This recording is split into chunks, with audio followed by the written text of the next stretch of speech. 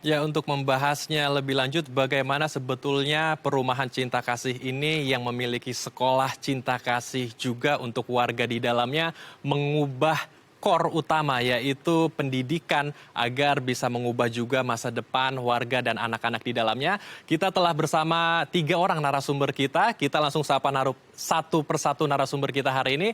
Ada Bapak Eko selaku guru dari Sekolah Cinta Kasih Seci ya. Iya. Kemudian ada pula salah satu warga Rusun Cinta Kasih Seci Cengkareng ya, ada Iya, Mas betul. Oman. Halo. Dan ada juga pendamping warga Rusun Cinta Kasih Cengkareng, ada Ibu Like. Ya, Selamat datang semuanya, saya sapa satu persatu. Kalau begitu apa kabar Bapak Eko? oh, bersyukur hari ini berbahagia sekali.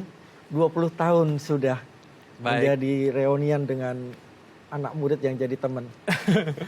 Anak murid yang sekarang anak sudah murid yang menjadi seorang guru juga ya, Iya, luar biasa. betul. Apa kabar kalau gitu kita sapa Mas Oman, apa kabar Mas? Alhamdulillah hari ini baik, sangat senang juga bisa bertemu dengan guru saat masih sekolah dan juga ibu Pendamping ya? pendamping. Oke, kita sapa juga pendamping dari warga di Rusun. Selamat siang Ibu Like, apa kabar? Baik kabarnya.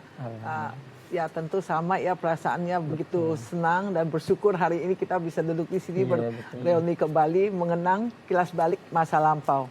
Baik, kalau begitu saya mau ke Pak Eko terlebih dulu nih. Salah satu unsur pengubah masa depan warga di Cengkareng ya. Waduh. Karena luar biasa sekali, muridnya kini sudah menjadi guru juga, profesi yang sama yang Pak Eko jalani hari ini. Nah, pastikan juga tidak mudah ya mengajarkan anak-anak yang dulunya tinggal di Kaliangke, mungkin kehidupannya juga keras di sana, latar belakangnya juga berbeda sekali dengan budaya yang ada di Yayasan Buddha Seci Indonesia. Nah, bagaimana cara Pak Eko agar bisa mengajarkan anak-anak di Sekolah Cinta Kasih Seci bisa memiliki budi pekerti dan mengenalkan juga budaya humanis Seci? Ini kan tentu tidak mudah ya. Pendekatan seperti apa, proses kreatif seperti apa yang Pak Eko lakukan di Sekolah Cinta Kasih? Iya. Saya ingat ketika bulan Juli tahun 2003 itu masa-masa sulit bagi hidup saya.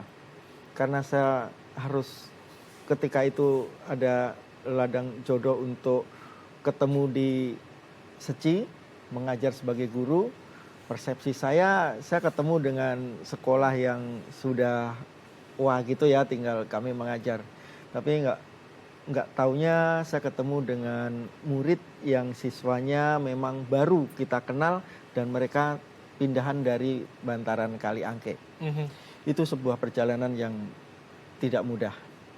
Karena habit dan juga kondisi mereka di awalnya sebelum masuk sekolah itu mempunyai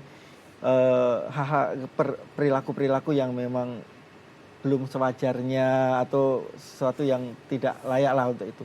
Nah, harapannya kan kita ngajar langsung materi pelajarannya ini kalian bisa nilainya dapat 10 itu istilahnya ya. Tapi ketika itu yang saya lihat cara mereka bicara, cara mereka ke sekolah, cara mereka berangkatnya sama itu sungguh luar biasa, di luar dugaan kita. Dengan bicara yang kasar, dengan cara ke sekolah yang masih nyeker, yang masih membiasakan ini sepatunya ditenteng. Atau juga mungkin ketika di sekolah bermainnya juga masih berlari-lari di atas kursi, naik ke atas meja, loncat di jendela dan sebagainya. 6 bulan dan 1 tahun yang sangat sulit. Tapi bersyukur sebuah proses itu kita lewati. Di tahun kedua dengan jerih payah dan juga kerja keras Bapak Ibu guru di masa-masa awal itu bisa membuat perubahan yang sangat baik. Luar biasa ya, prosesnya panjang dan melalui hambatan, tantangan, rintangan juga. Betul. Karena backgroundnya anak-anak Kaliangke kan pasti berbeda ya dengan anak-anak yang dibina dengan nilai-nilai budaya humanis.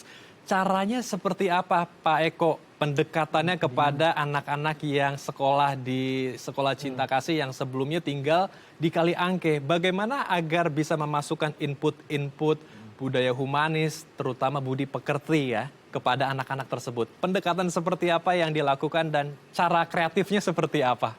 Ya, pertama kami diuntungkan dengan posisi tempat tinggal. Kita tinggal bersama mereka di dalam rusun. Nah, pendekatan yang saya lakukan adalah ke orang tuanya. Orang tua. Kita ajak bicara orang tua, kita ajak bicara untuk meneladankan, memberikan nasihat kepada anaknya, ini bisa, ini nggak bisa, ini boleh, ini yang enggak. Dan yang kedua, kita melakukan dengan hati. Jadi ketika kita di sekolah, kita melakukan komunikasi dan sebagainya, ini guru ini kan ada dua hal yang bisa dilakukan. Satu mengajar, satu mendidik. Kalau hanya mengajar, mentransfer ilmu, tapi mendidik, ini adalah menggugah hati dan pikiran mereka agar ada perubahan.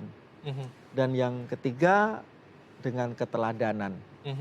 Ketika kita bilang A ya, kita harus melakukan A. Kita jangan melakukan yang selain itu. Sehingga anak akan tahu bahwa kita pun melakukan hal yang kita katakan. Nah, dari 3 hal inilah bersyukur anak-anak bisa memahami, bisa mengikuti. Memang kesabaranlah yang harus kita tunjukkan di situ. Betul. Ya. Baik. Jadi yang penting tadi yang saya garis bawahi adalah kita menjadi role model juga ya, Betul. menjadi contoh agar mereka juga bisa melihat apa yang dilakukan oleh guru-guru di sekolahnya ya. Betul. Luar biasa sekali. Kalau begitu selanjutnya saya juga akan bertanya ke Mas Oman nih. Murid salah satu Pak Eko yang kini juga telah menjadi seorang guru. Tapi kita tahan dulu ya, teman-teman. Kita akan bahas usai jeda. Oke. Pemirsa, kisah guru mencetak guru yang dibagikan oleh Pak Eko dan Oman masih kami akan bagikan sesaat lagi. Untuk itu tetap bersama kami pemirsa di Halo Indonesia.